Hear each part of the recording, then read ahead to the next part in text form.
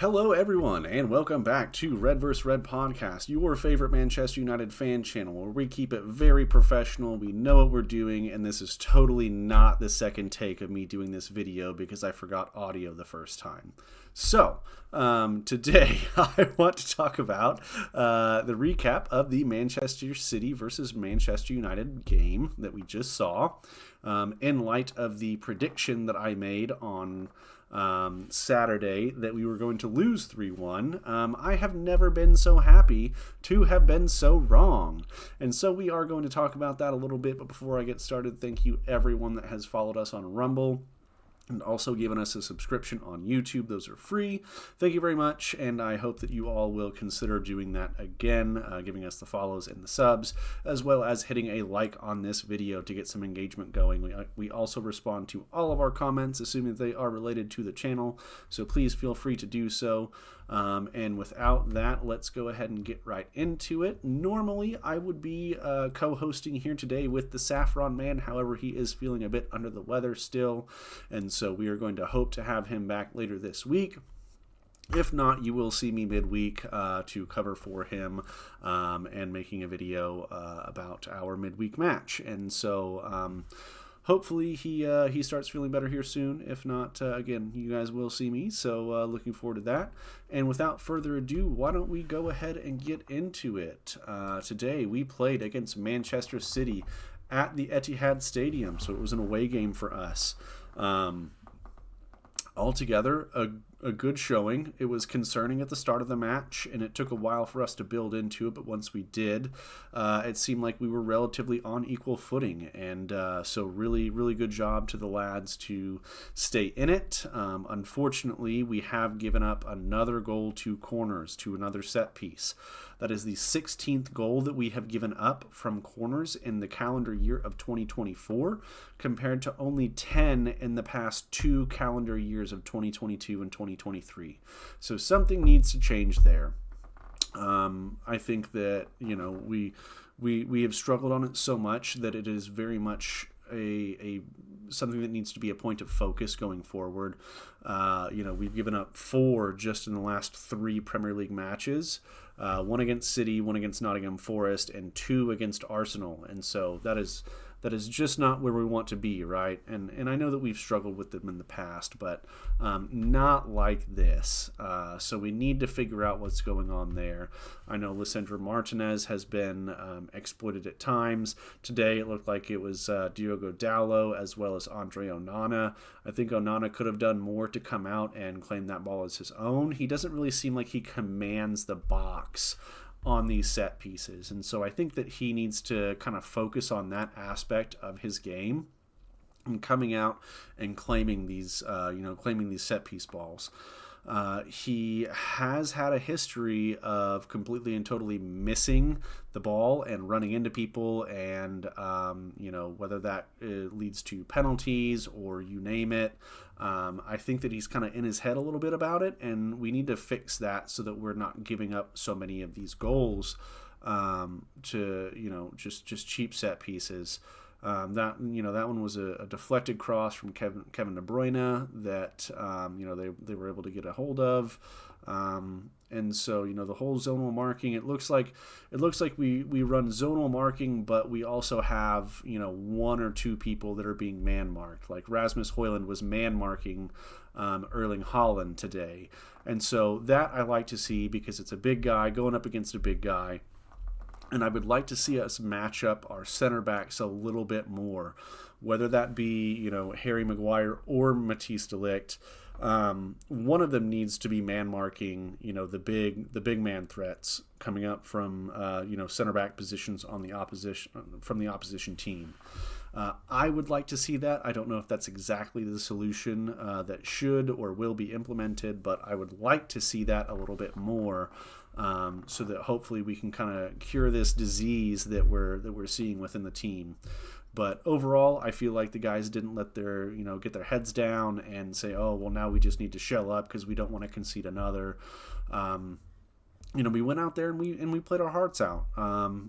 Possession was a little bit not in our favor for a majority of that match, and I get it. We're playing against Manchester City; they have a great press normally, and we did give the ball up a couple of times, but after those couple of times, it seemed like we grew into it and were able to play around that press a little bit easier. And so, good on the lads for, again, sticking with it, and still trying to take their opportunities. I think, at one point in the match, we had 7 shots with only 1 on target, and Manchester City had 8 shots with 3 on target. And so, ideally, we want to be in the position where we're getting more of our shots on target and we're taking more opportunities, because we definitely could have gotten those today. One thing you would be not remiss to question is why Mason Mount is here in this lineup, and it's because he did actually start.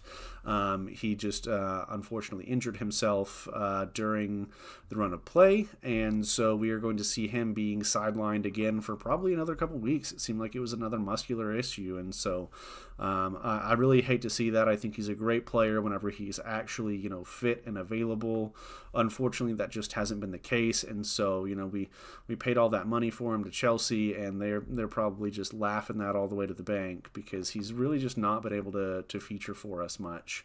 And so, unfortunate for him. I was really hoping, much like I was hoping with Luke Shaw, that this would kind of be, something that we could just get past, right, and have him available and, doing the work that we know he can do.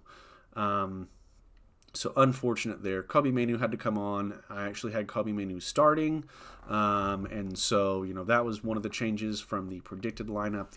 Another one was that I was expecting Mazraoui to be at right center back with De Ligt on the central center back. Ahmad pulled back one position there where Mazraoui is at, and then for Mount, I was expecting Alejandro Garnacho, with Kobbie Mainoo filling the role that Bruno Fernandes started in. That did not happen, and it very quickly, for the most part, remedied itself. In that, Mount came off, Kobbie replaced him, Bruno Fernandes got pushed forward, and so almost right there in terms of who we were picking. Garnacho and Rashford were both not even selected for the traveling squad today, and so you can't help but wonder if something else is going on, because Garnacho has been one of our better performers this whole season, and so to see both him and Marcus Rashford, who has had a bit of a resurgence in the striker role since Ruben Amorim has come in, you kind of wonder if there's something else going on. And Ruben Amorim was not very forthcoming, in my opinion, about what it could have been, because he mentioned all of these performance things and wanting to pick his best selection in terms of who was performing well during the week and this and that. They have not, in my mind, in the past few weeks, done anything that would warrant not being even selected to come to travel with the team, right? Let alone not starting. I think Alejandro Garnacho is kind of a shoo-in for that spot, and so it was a bit of a surprise to see Mason Mount there today, and we didn't even get to see him for that long. So these moments where Garnacho and Rashford are not being selected for the squad, I don't see that being a long-term thing, especially now that Mount's out again.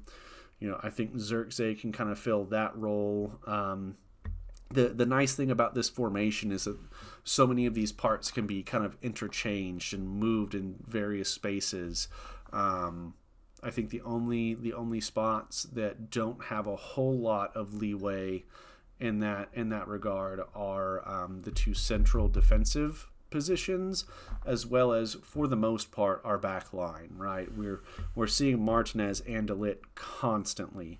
Mazraoui is first person on the team sheet, whether it be in that right wing back position, but more often than not in the right center back position. And so I love to see Maguire get some minutes today. I think that he's been one of our better options at defense this season, believe it or not.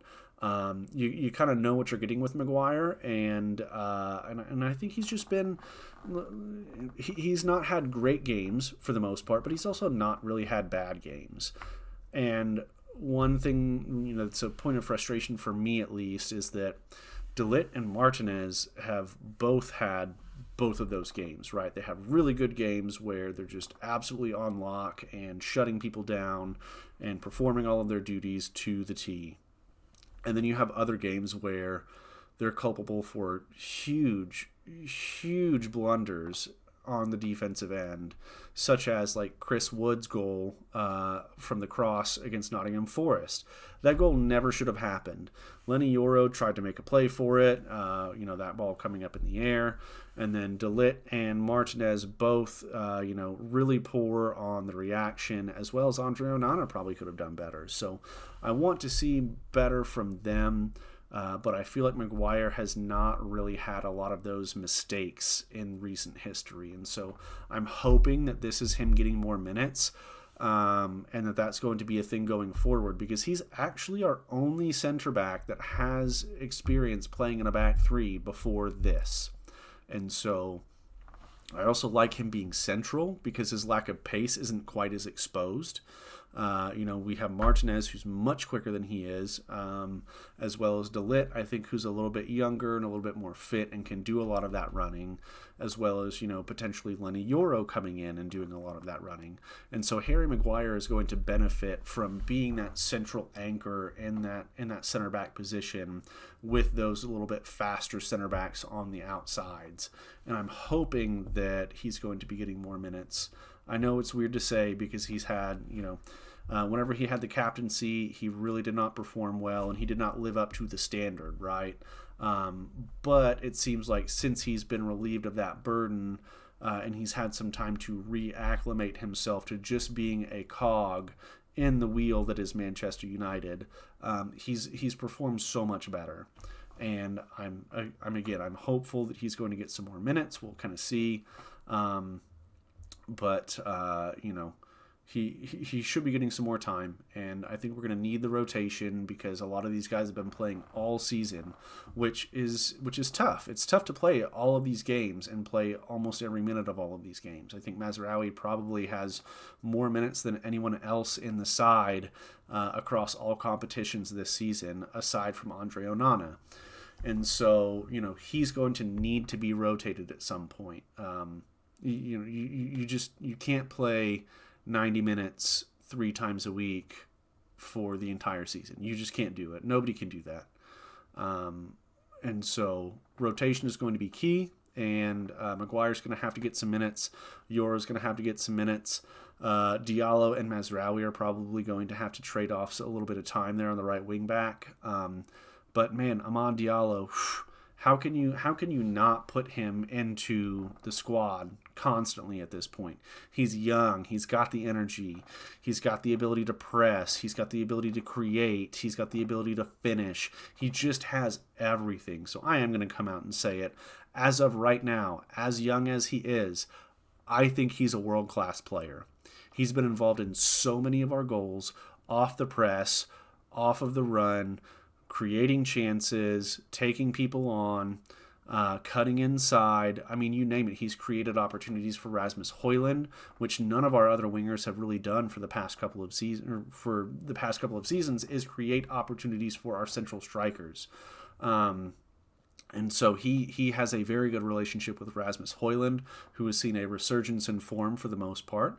I think he was unlucky to not get the penalty called for him today, Højlund that is, because it looked like the Manchester City defender really had no part in playing the ball against Højlund, just kind of wrapped his leg around Højlund and just, let him run into it. So I was a little confused that we didn't get a penalty until, Amad Diallo was able to get his. And Bruno Fernandes, he converted that one. So props to him. I definitely was hoping to see a goal from Bruno. I thought that he could have gotten one from open play and should have gotten one from open play. Him getting in behind and having, a one-on-one with Ederson. You normally pick Bruno Fernandes to finish those types of opportunities, and he should have. This should have been a 3-1 win for us, or a 4-1 win even, if we would have gotten that other penalty. Now that penalty, that's just my opinion. Obviously, the referees did not see it that way, so I don't really know what was going through their heads, but to me, that's a penalty all day. One of the other moments in the match that I thought was kind of a little bit of a highlight was the exchange between Rasmus Højlund and Kyle Walker. Kyle Walker just kind of ran into the back of Højlund and threw him to the ground, and Højlund got up and got in his face, which Don't get me wrong. I'm the type of guy that gets back up and asks what the heck's going on in that situation too. But you're a professional. You gotta temper that down a little bit. Because that could have been worse. But they kind of came together and put their heads together, and for 2 seconds, Kyle Walker is sitting there yip yapping, and then he tried to submit his bid for his daytime Emmy, and just falling over, acting like he's been headbutted, like Zinedine Zidane was the person against him, and so from Kyle Walker's perspective, you should be absolutely embarrassed. That was bad. You're wearing the armband today, and you fall over like that. I feel like that is a moment that needs to just be replayed in the stadium for the next 3 minutes so that everyone can point and laugh. That was just embarrassing. You've done nothing but embarrass yourself and get yourself booked, honestly. You got Rasmus Højlund booked, sure, but you're the defender, and so the onus is on you at that point. If you have to make another tackle, you got to think twice about it. And so from my perspective, as having been a defender, you don't want to get a yellow card at any point in the match, let alone that early. And so stupid yellow to give up, embarrassing from you, and just flopping, literally just falling over. Like you should be embarrassed. You really should. So there's that. I don't know what the heck you were doing. So enjoy that yellow card, I guess, and enjoy your loss, because you guys did not win today. Manchester United did. And so I'm just going to keep on harping on that. Today's a good day. If nothing else goes your way today as a Manchester United fan, this game did. And that should make everything better. Absolutely everything better. There's nothing like getting a win against Manchester City, and especially when it's at the Etihad. So I love to see that. I love it for the lads.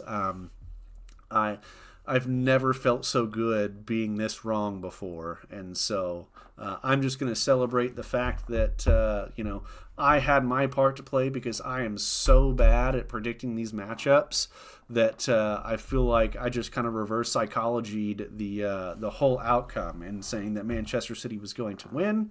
I feel like I had a part to play in us getting that W. So you guys can thank me.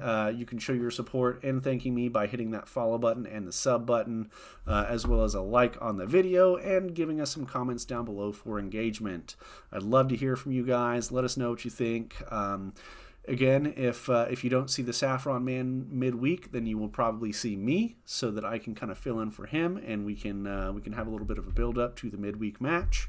And I'm very much looking forward to that. If he is feeling better, then you guys will see me on Friday, most likely. And so I will see you guys at some point this week, and I'm looking forward to that very much. Again, thank you to everyone that has followed and subbed. Once we get to 100 on either platform, we are going to create a Discord so that we can engage with you guys a little bit more. So I'm looking forward to that. In the meantime, you guys got the comment section down below. Let me know what's up. Let me know what you think. And I will see you guys sometime this week.